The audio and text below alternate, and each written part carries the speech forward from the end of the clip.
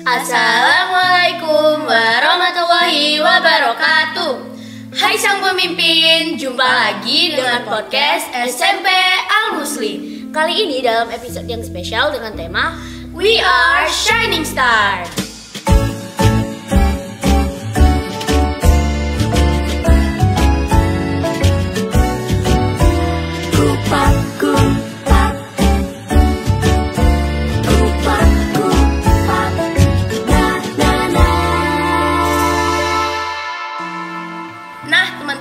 Kita baru saja melaksanakan presentasi minat bakat yang dihadiri oleh orang tua kita. Dan tentunya kita telah menerima hasil belajar selama tengah semester genap ini. Gimana nih hasilnya teman-teman?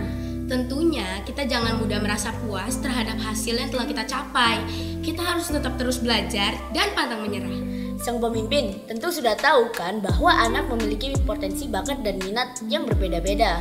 Nah, bakat merupakan kemampuan alami yang kita miliki, sesuatu yang muncul tanpa kita sadari. Tetapi bakat saja tidak cukup. Disinilah minat berperan. Minat bisa kita ibaratkan sebagai bahan bakar.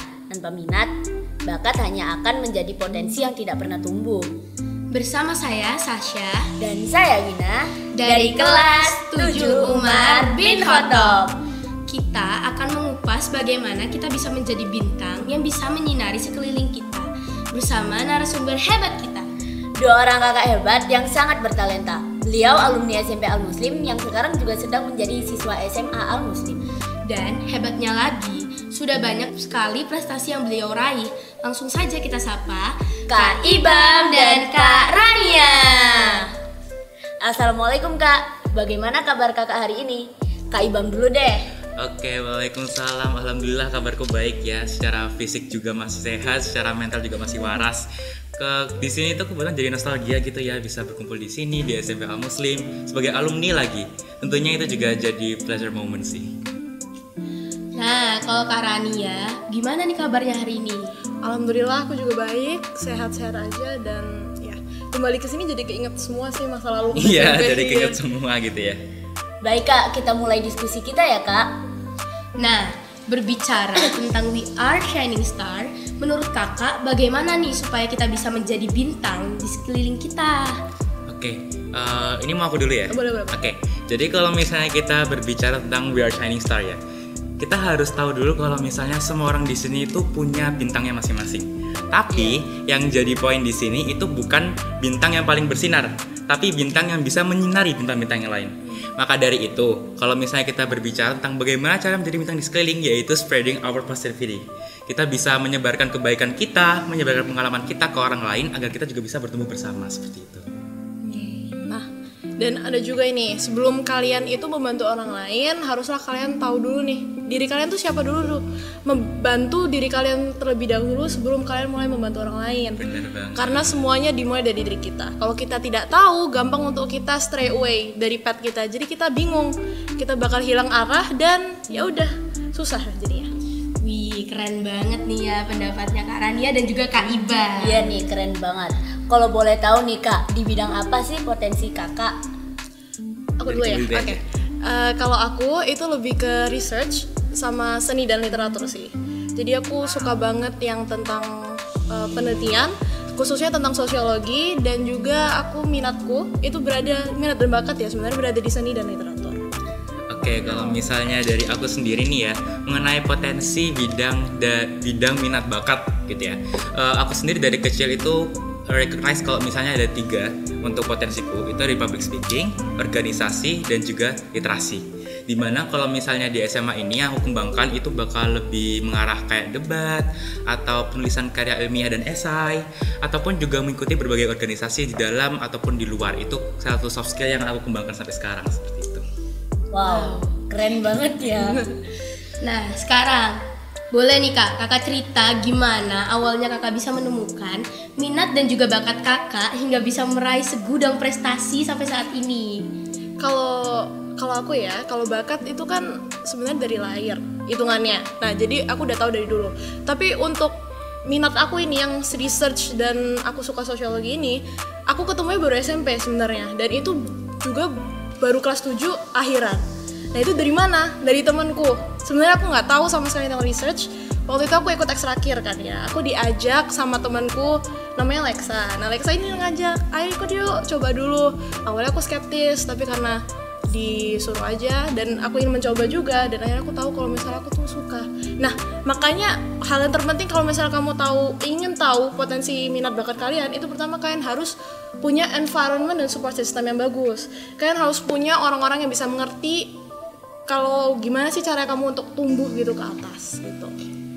Kalau misalnya dari aku ya, untuk menemukan minat dan bakat dari aku sendiri, itu tuh pasti semua orang punya pace-nya masing-masing. Mereka nggak bisa kayak bisa ketemu langsung dari lahir ataupun ketemu baru di SMP, SD. Kalau misalnya dari aku sendiri, aku merasa kalau misalnya aku menemukan itu di SD kelas 3. Itu tuh pertama kali aku mengetahui tentang bakatku di public speaking. Itu pun juga disupport dengan usaha. Jadi perkataan Raya itu bener banget kalau misalnya kita tuh butuh environment buat nge-support kita sendiri. Dan juga ini juga penting sih, kesadaran dari diri kita untuk mau menerima bakat dan minat yang sudah kita latih. Jadi beberapa itu memang kadang kita akan mikir, kira-kira cocok nggak ya bakat aku di sini, bakat dan minat aku di sini. Tapi kalau misalnya kalian pikir lagi, semua itu sebenarnya adalah bukan puzzle. Yang dimana kalau misalnya kita jadiin satu, itu bakal membentuk suatu kesatuan yang itu jadi bakat kita. Dan aku sendiri, itulah bagaimana cara aku menemukan bakatku. Gitu. Oh gitu ya kak. Nah kak, menurut kakak bagaimana cara mengenali bakat dan minat diri sendiri? Dan apa langkah-langkah kecil yang bisa kita ambil untuk mulai menumbuhkannya? Oke, jadi untuk mengenali bakat dan minat diri sendiri itu pertama adalah kamu harus berani mencoba. Dan mindsetnya tuh gini, kalau kamu nggak nyoba, kamu nggak tahu, terus kamu dapat apa basically. Kalau misalnya aku waktu itu nggak nyoba research ya, nggak nyoba kier, aku nggak bakal bisa menang apa yang aku menangkan kemarin. Karena itu kalian harus benar-benar berani untuk nge-push diri kalian sendiri. Lebih gampang untuk melanjutkan daripada memulai emang.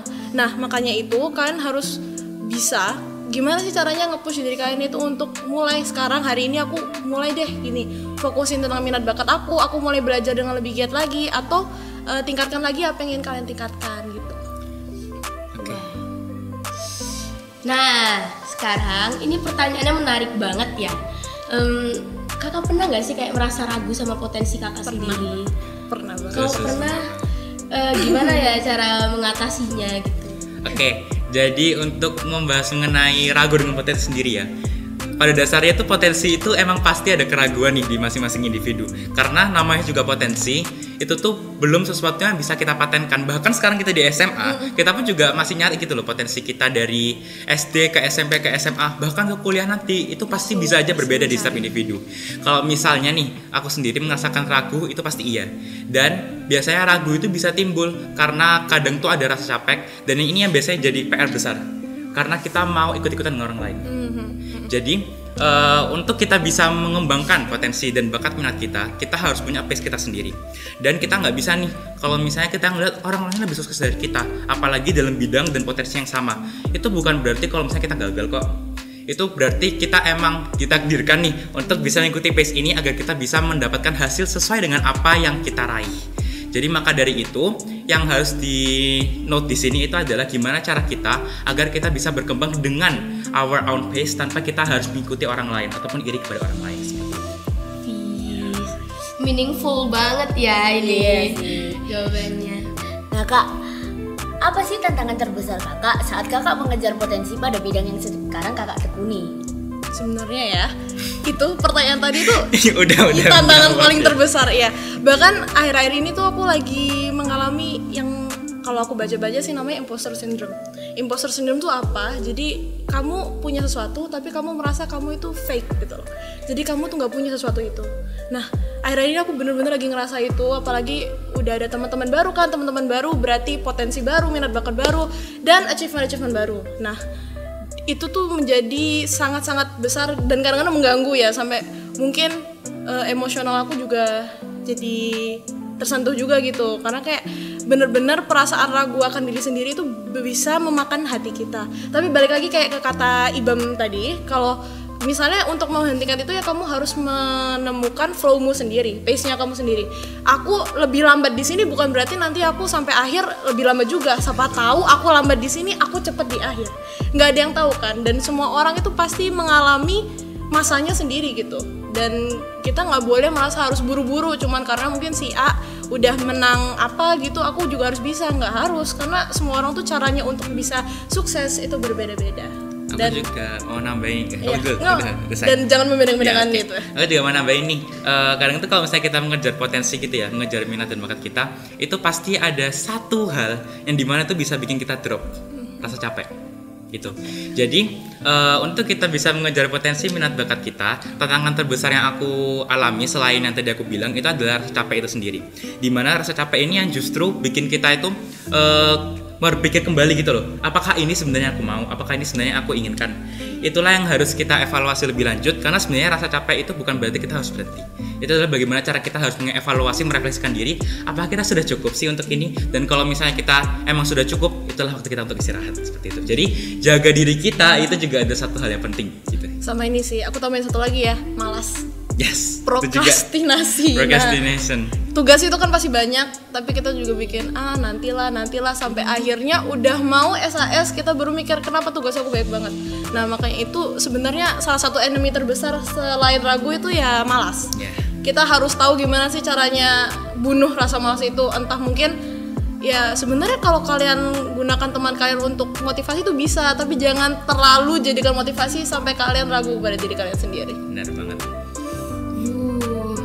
Sampai deg-degan dengerinnya. banget sih. Oh ya, sekarang last but not least, boleh dong kami diberitahu alasan mengapa Kak Ibam dan Kak Rania memilih SMA Al Muslim. Dan apa sih kaitannya dengan potensi yang dimiliki Kak Ibam dan Kak Rania? Jadi mau gimana nih? Kita mungkin bisa membahas kayak ini kali ya, gimana sih perkembangan kita selama di SMA gitu ya. Jadi kamu dulu deh, perkembanganmu di mana di SMA? Kalau aku sih sebenarnya awal alasan aku masuk SMA itu karena aku udah suka si environment Al Muslim. Kembali lagi ke yang aku katakan, kalau misalnya kita pengen flourish ya, kita harus punya environment bagus dan support system atau orang-orang yang setidaknya mendukung kita atau bagus kan ya, baik-baik kita. Nah awalnya SMA Al Muslim punya itu satu, terus kedua guru-gurunya itu juga sangat suportif. Kalau misalnya kita ingin lakukan lomba, kita mau event kemana aja, bahkan ke luar negeri pun bakal disupport. Nah itu. Aku juga mau nambah ini. Kan kalau misalnya kita di SMA Al Muslim nih, kita itu ada program sendiri teman-teman. Jadi program-program ini tuh yang justru itu mengembangkan soft skill kita yang kita nggak dapatkan di pelajaran. Pelajaran-pelajaran yang kita dapatkan di SMA Al Muslim itu sebenarnya sudah cukup banyak. Tapi itu tidak terganggu dengan bagaimana program-program di Al Muslim itu berjalan. Nah, programnya SMA Al Muslim sendiri yang sampai kita rasakan sekarang itu tuh benar-benar sangat membantu sekali. Dan ini tuh yang ngebuat kita seperti yang dibilangnya tadi itu bisa sampai ke luar negeri teman-teman. Itu juga dari rekomendasi guru sehingga kita juga mempersiapkannya dan kita bisa sampai ke luar negeri dan menemukan bakat kita di situ. Event terakhir itu ya kita. Event terakhir kita ada ya. Aumun.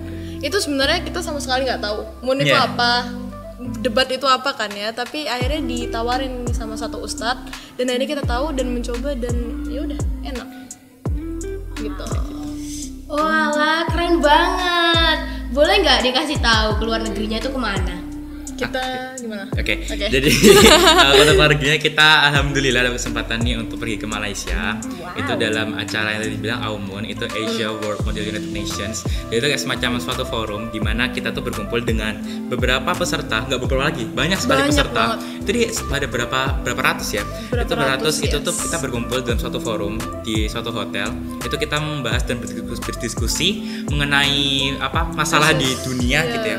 Masalah di dunia dan kita belajar untuk berpolitik, berdebat, membangun resolutions dan juga relasi antara satu dengan yang lain gitu. Dan itu hampir di seluruh dunia itu hampir berkumpul di situ teman-teman. Apalagi di Asia gitu kan, itu berkumpul semua. Jadi dan itu pun itu kan sebenarnya kita berlomba juga ya. Lawan kita itu juga tidak seumur kita, bahkan orang-orang kuliah. Ya jadi kita berdebat dengan hitungannya senior-senior yang di atas ya, sangat-sangat di atas. Tapi kayak karena Mun itu malah menyatukan kita gitu loh. Kita tidak memandang umur, kita memandang memandang gender atau dari mana asalnya kita bisa berdebat ya dengan luasa, mendiskusikan bagaimana sih cara menyelamatkan bumi kita ini. Jadi itu juga jadi salah satu mindset sih, karena dari pengalaman kita yang ada di MUN itu kita belajar banyak mengenai toleransi dan juga bagaimana cara kita developing ourselves around each others, dan itu juga yang kita rasakan di SMA Al Muslim seperti itu. Indeed. Wow, Keren banget ya. Jangan lupa masuk SMA Jangan lupa Al-Muslim. masuk SMA lupa. Al-Muslim. Jangan lupa. Seperti itu. Oke.